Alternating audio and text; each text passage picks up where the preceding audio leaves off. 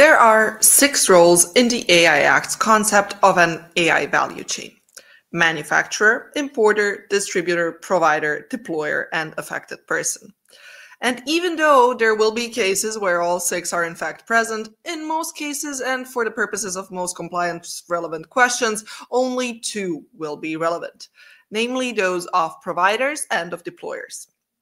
Why?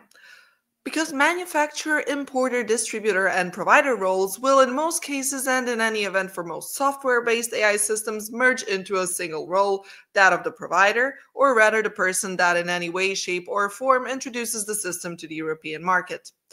This will not be the case for some embodied AI systems where we may in fact have different persons developing the software, which then gets implemented into a product, which can then actually be imported, distributed, and only then provided in the EU market.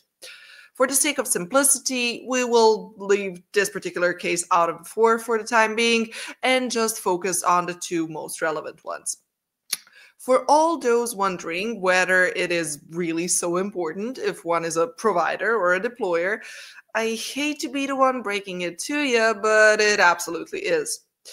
As while deployers still have some obligations to adhere to, these are mostly harmless and only concern the deployment stage of the AI system's lifecycle. The providers are, well, in a much greater pickle.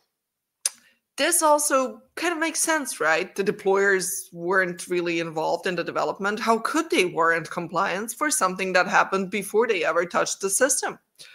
Their biggest to-do is use the system as you were told by the person who developed it. Don't put your logo on the thing or put your thing on your website with your logo on it, unless you're willing to also be the person responsible for any emerging damages, of course. And keep an eye on the system so that it doesn't start unexpectedly malfunctioning in damaging ways. Providers, on the other hand, have a whole bunch of requirements at various stages, from design all the way and including deployment and monitoring use by other people, or companies, of course. They are also the ones responsible for developing safe and trustworthy systems in the first place, as well as for complying with all the procedural stuff.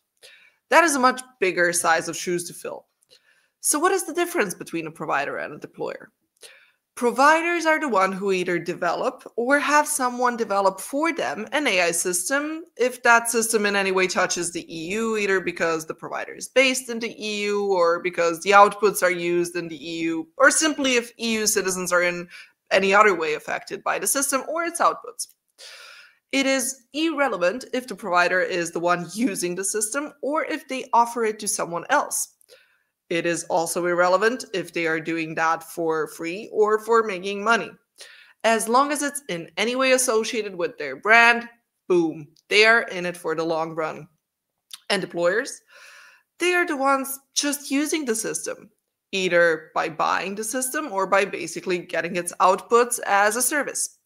And they have to be using it for business purposes, otherwise AI Act not applicable. So, me talking to ChatGPT late at night, not a deployer.